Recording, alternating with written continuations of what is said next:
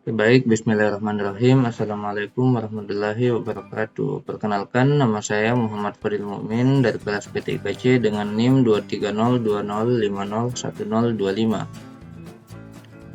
Pada presentasi kali ini saya akan menjelaskan mengenai mata kuliah kecerdasan buatan, di mana di sini kita akan menyelesaikan studi kasus mengenai masalah dan ruang waktu. Nah, pada studi kasus pertama yaitu masalah wadah air. Adapun di sini penjelasannya yaitu Anda diberi dua buah wadah air, wadah A berkapasitas 4 liter dan wadah B berkapasitas maksimum 3 liter. Terdapat sebuah keran yang dapat mengalirkan air dengan jumlah tidak terbatas yang dalam digunakan untuk mengisi wadah-wadah tersebut.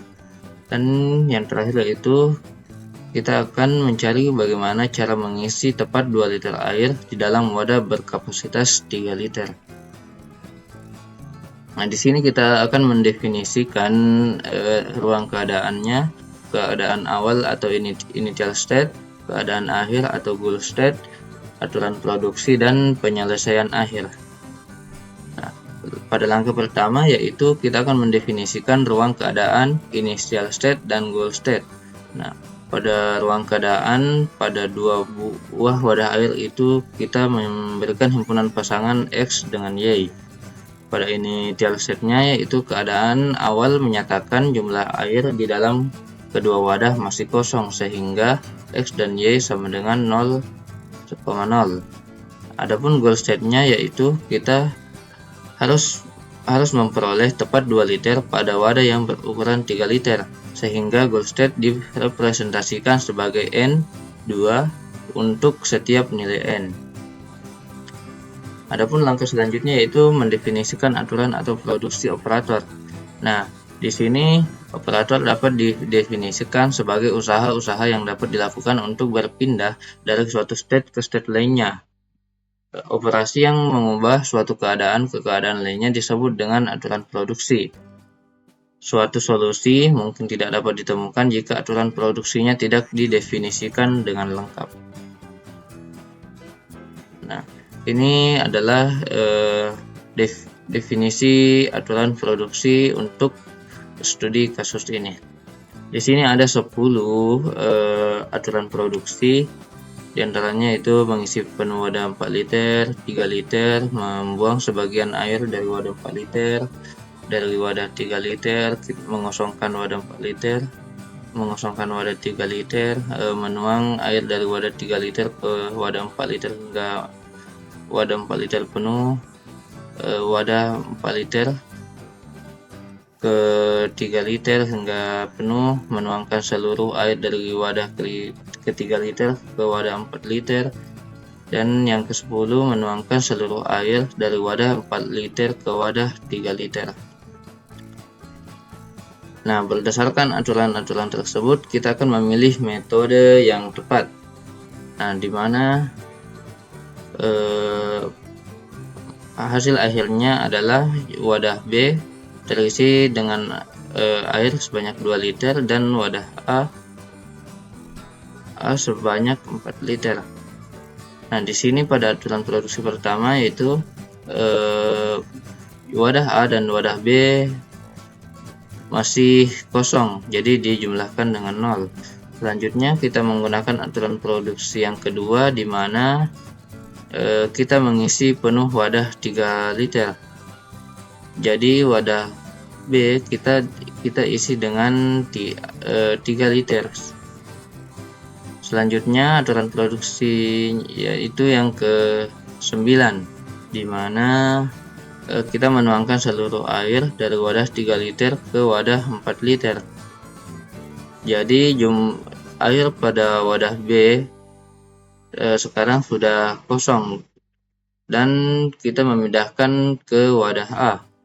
Selanjutnya aturan produksi yang kita lakukan adalah aturan produksi yang kedua, di mana kita mengisi kembali wadah 3 liter.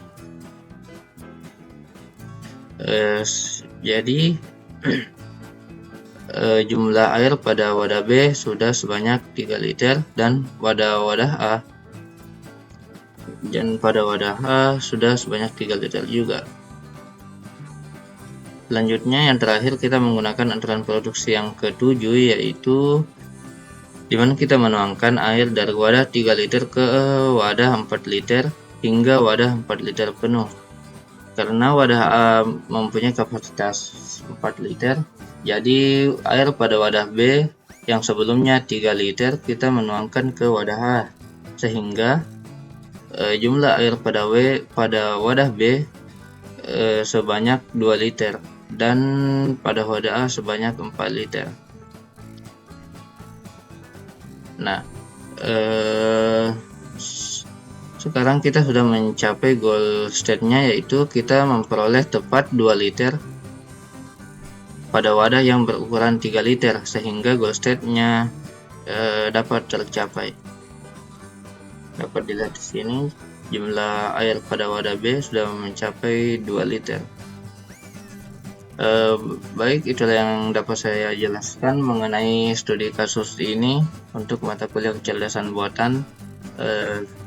Kita lanjut ke studi kasus 2. Oke, baik, pada mata kuliah kecerdasan buatan ini, pada studi kasus 2 kita akan menjelaskan sama seperti sebelumnya, yaitu masalah dan ruang keadaan.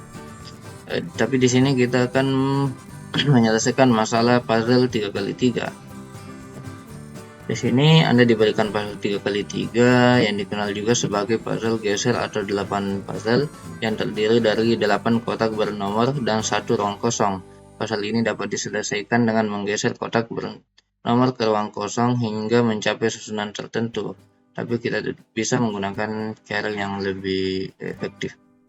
Nah, di sini kita juga akan mendefinisikan ruang keadaan awal atau initial state, keadaan akhir atau goal state, aturan produksi, dan penyelesaian akhir. Nah, di sini adalah bentuk initial state-nya, yaitu angka pada puzzle ini masih berantakan.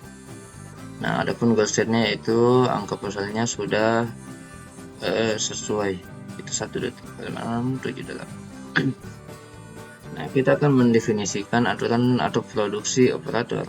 Nah, setiap kotak memiliki 4 kemungkinan perpindahan, yaitu kanan, kiri, atas, dan bawah.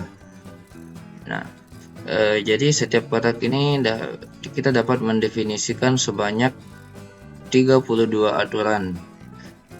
Nah, contoh kecilnya yaitu kita menggeser angka 1 ke kanan, ke kiri, ke atas, ke bawah. Nah, begitu pula pada angka-angka yang lainnya, sehingga kita dapat menyimpulkan ada 32 aturan. Nah, apakah aturan ini efisien? Nah, kita bisa mencari aturan yang lebih sederhana lagi. Begini. Nah, kita akan memperhatikan masalahnya, yaitu menggeser angka ke kotak yang kosong. Nah, di sini kita akan menargetkan semua angka ke kotak yang kosong, di mana kita akan mendapatkan 8 aturan operator, yaitu geser angka 1 ke kotak kosong, geser angka 2 ke kotak kosong, dan seterusnya. Nah, di sini kita akan mencari aturan yang lebih sederhana lagi, yaitu karena kita sebelumnya fokus ke angka, sekarang kita fokus ke kotak kosong. Nah, pada kotak kosong ini kita akan mendapatkan aturan operator yang sangat sederhana, yaitu hanya 4 aturan, yaitu di mana kita menggeser kotak kosong ke kanan, kiri, atas, dan bawah. Nah, berikut adalah langkah-langkah penyelesaiannya, yaitu kita menggeser kotak kosong ke atas. Jadi angka 7 akan ke bawah dan kotak kosong akan naik ke atas. Nah, selanjutnya kita menggeser kotak kosong ke kanan, sehingga angka 4 sudah berada di tempatnya dan angka kosong berada di tengah atau angka sebelum 4 tadi. Nah, selanjutnya kita akan menggeser kotak kosong ke bawah, di mana angka 5 akan naik dan kotak kosong akan ke bawah. Nah, di sini angka 1, 2, 3, 4, 5, dan 6 7 sudah berada di tempatnya.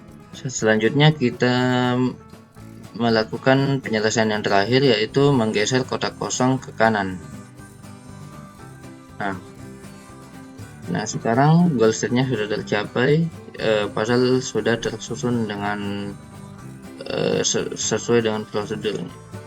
Nah, berikut yang dapat saya sampaikan mengenai masalah dan ruang keadaan untuk mata kuliah kecerdasan buatan ini. Lebih dan kurangnya mohon dimaafkan. Terima kasih. Assalamualaikum warahmatullahi wabarakatuh.